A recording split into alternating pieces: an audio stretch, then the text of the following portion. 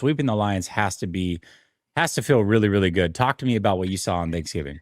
Yeah, it does. It does feel really good because, like you said, we weren't good in the division last year. Like we were a good football team, but everyone said last year after the season ended, well, you're 1-5 in the division with a fingertip away from being 0-6. Tony, you know that best with that block field goal. So it feels good to already be 3-0 in the division and 3 games left, and to sweep the Lions. It feels great because you know, obviously they swept us last year.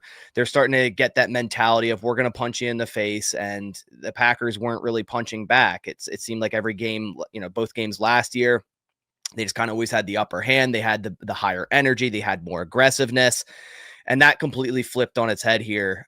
Week 1 to start the season. And then here on Thanksgiving, a much closer game. But in my opinion, it kind of just changed that narrative that, hey, the Lions are the team that you shouldn't, punch back against. Like they're too aggressive and they're going to bite your kneecaps off. And what I saw from this game is the Packers, they're going to bite back. And that's what I love to see from Matt LaFleur in this game, that all season we're kind of like, okay, Matt LaFleur is this conservative coach and we can see what he's going to do. And he has no bite to him, but he really did in this game. And I really want to point to a couple situations in this game, two goal line situations on 4th down that LaFleur goes for it. And in times past, we'd probably just kick the 3. Hey, it's a divisional game. We're in their house. Let's take the points, right? And if we did that, we probably would have lost this game. Now, obviously, it all comes down to execution, and the calls look great on 4th down when you execute them, both times on the goal line. And I think not only did you execute them, but Matt LaFleur schemed up some really good route concepts for both situations. They knew the Lions were running a lot of man coverage like they like to, especially around the goal line. They ran a trio on both sides, usually the left side, and they do switch releases. And when you switch release, your defenders have to also switch, kind of changes the leverage a little bit. And you have instant outside leverage outside release on an inside leverage cornerback. And they did both times, Romeo Dobbs and Tay Wicks on both 4th down. So it was really great to see that from this Packers offense, just the aggressiveness to say, hey, we're going to execute over you guys on offense, and we're going to go and punch this thing in the end zone and score, when we need to. And Jordan Love, just continues to be so on fire during this November and into December now. The Toyota-thon, I'm sure you guys hear me talk about it a lot. It's actually crazy. I think the 3 seasons during Toyota-thons, like 35 touchdowns, like 1 interception, is actually ridiculous. Like we joke about it here, like for Packers fans, but it's actually kind of ridiculous. He finished 18 of 30, a little lower on the completion percentage than I would have liked, 234 yards, but when it mattered most, found the end zone 4 times, didn't touch the ground once, not a quarterback sack, not a quarterback hit, great quarterback rating of 124.2. Another thing about this offense that I really liked was, we're starting to get the ground game going. We're starting to see more success on the interior. Aaron Banks is starting to play more consistent. Sean Ryan filled in at center, and it's been playing better than Elton Jenkins did at center. And then we made a switch 2 weeks ago, put Anthony Belton in at right guard. It's looked great over Jordan Morgan. And he's been more of that like people mover down low. And it's really bolstered the interior of our offensive line. And we've been able to run with more success. Jacobs getting 4.9 per carry, probably his season high on a single game.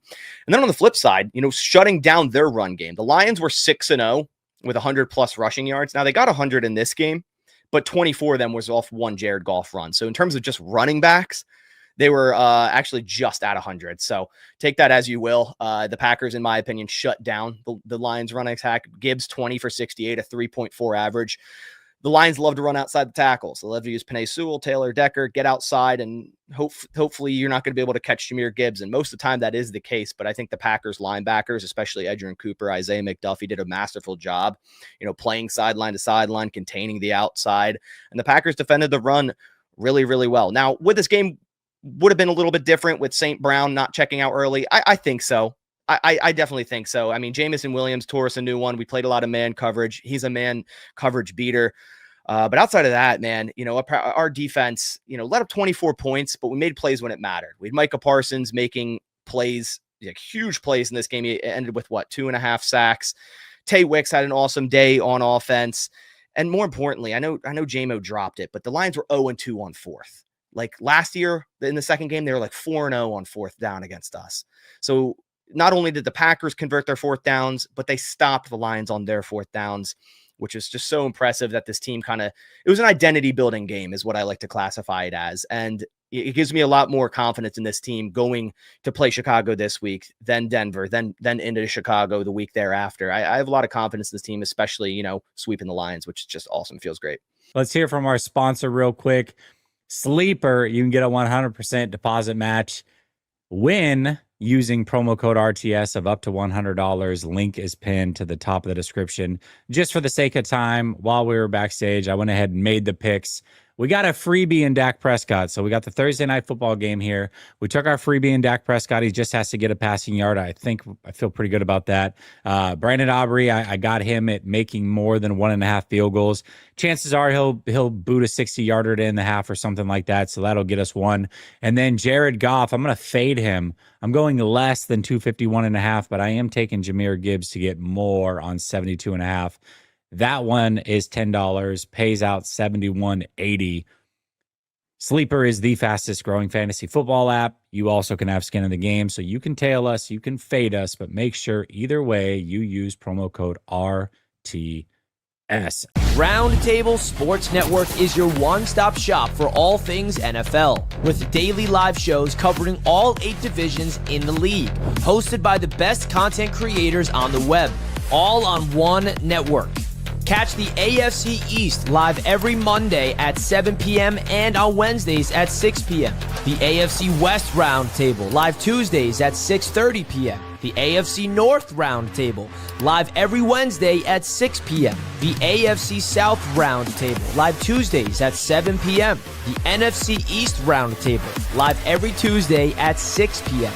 The NFC West Roundtable live at 9 p.m. on Tuesday nights. The NFC North Roundtable is at 6 p.m. on Wednesdays, and the NFC South Roundtable is live Tuesdays at 8 p.m. EST. And of course, fourth and forever, the flagship show of Roundtable Sports Network covering all things NFL at 1 p.m. Eastern Standard Time on the Roundtable Sports YouTube channel. Real coverage, real fans.